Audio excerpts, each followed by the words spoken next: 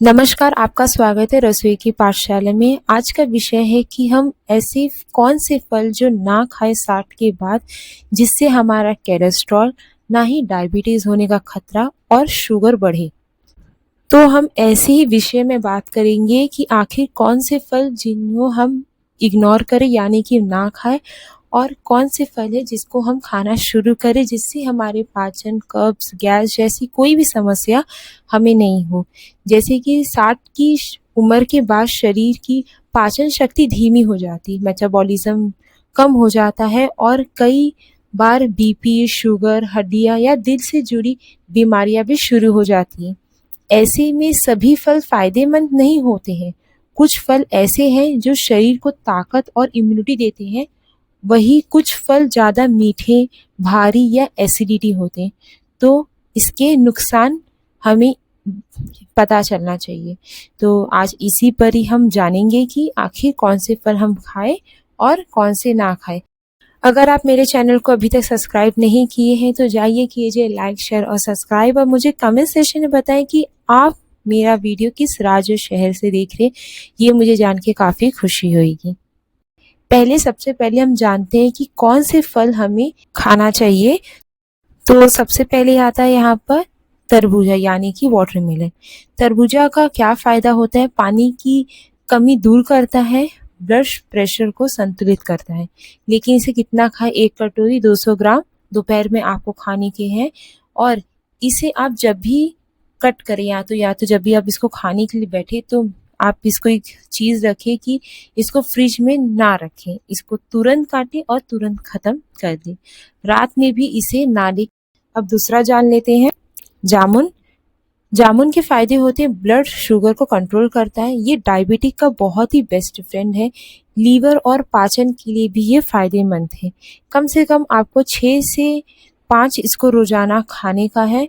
और ख़ास बात ये है कि इसके बीज से लेकर इसके जूस बनाए, छाल यानी कि इसके जो पत्ते हैं, डंठल, इसके हर प्रकार के इसके फायदे होते हैं। अब इसी तरीके से हम जान लेते हैं इसके तीसरे फल कौन है। नाशपाती, जिसे कहते हैं पेय। हल्का होता है, फाइबर में भरपूर होता है, कब्ज में भी राहत देता है। कितना खाना चाहिए? आधा अधिक काफ़ी हो जाता है। दिन में आप आधा खा सकते हैं। ये डिहाइड्रेशन और यूरिन समस्या में भी ये फायदेमंद है। अब इसी प्रकार से आ रहा है हमारा संतरा यानी कि मौसम्बी। मौसम्बी में विटामिन सी से भरपूर होता है और रोग प्रतिरोधक क्षमता को भी ये बढ़ाता भी है, शक्ति भी देता, और ये आँखों के लिए भी बहुत ही काफ़ी अच्छे होते हैं। कम से कम आपको आधा एक फल पूरे दिन में काफ़ी होता है।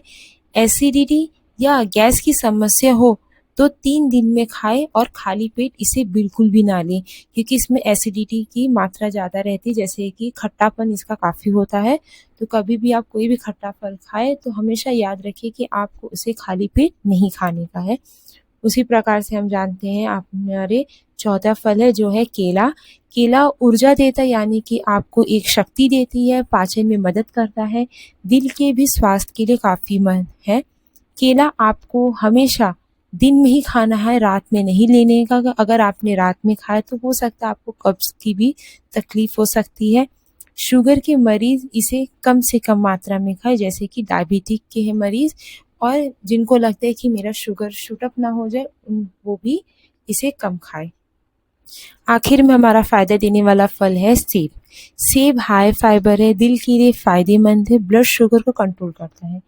दिन में आप 1 सेब खाएं रोजाना, छिलका हटाकर होगा। अगर आपको दांत की परेशानी होगी, इसके फायदे इसी प्रकार के, जैसे कि कोलेस्ट्रॉल कम करता है, डायबिटिक के लिए भी ये काफ़ी सुरक्षित है। अब जानते हैं हम कि वो कौन से 6 फल है जो आपको नहीं खाना चाहिए 60 के बाद। पहला आता है आम, क्योंकि बहुत ज़्यादा मीठा होता है जिससे ब्लड शुगर बढ़ सकता है, डायबिटिक और मोटापे वाले बुजुर्ग के लिए हानिकारक है। अगर खाना है तो आपको कम से कम 1 से 2 टुकड़ा आप इसे दोपहर में खा सकते हैं। अगर आप शुगर ज़्यादा ना हो शरीर में तो आप इसे दही के साथ भी खा सकते हैं। अब दूसरे नंबर में आता है मीठा अंगूर यानी कि स्वीट ग्रेप्स। क्यों ना खाए? क्योंकि नेचुरली बहुत शुगर अधिक होता है, जल्दी ब्लड शुगर लेवल बढ़ा सकता है। डायबिटिक और वजन बढ़ाने वाले लोग की ये संभावना ये है कि उनको ये नुकसान भी दे सकता है। हरा या काले कलर का जो अंगूर होता है उसे आप थोड़ा सा खा सकते हैं। अब तीसरा है खजूर, क्योंकि बहुत ज़्यादा प्राकृतिक से भी ये मीठा है, शरीर में गर्मी पैदा कर सकता है। फाइबर तो है लेकिन बहुत ज़्यादा मीठा भी है। शुगर और हाई बीपी वाले लोग इसे इसे हानिकारक भी मतलब इनको हो सकता है, यानी कि नुकसान भी हो सकता है। सर्दियों में एक खजूरी काफ़ी है, वो भी डॉक्टर की सलाह से आप इसे लें। अब कटहल आता है। अब आप कहेंगे कटहल तो काफ़ी अच्छा होता है, लेकिन कटहल में भारी होता है, गैस और अपच की समस्या दे सकता है। पाचन कमज़ोर होने पर ये नुकसान भी होता है, मतलब किसी-किसी को कोई थोड़ी सब्ज़ी हैवी हो जाती है तो वो पच नहीं पाता है।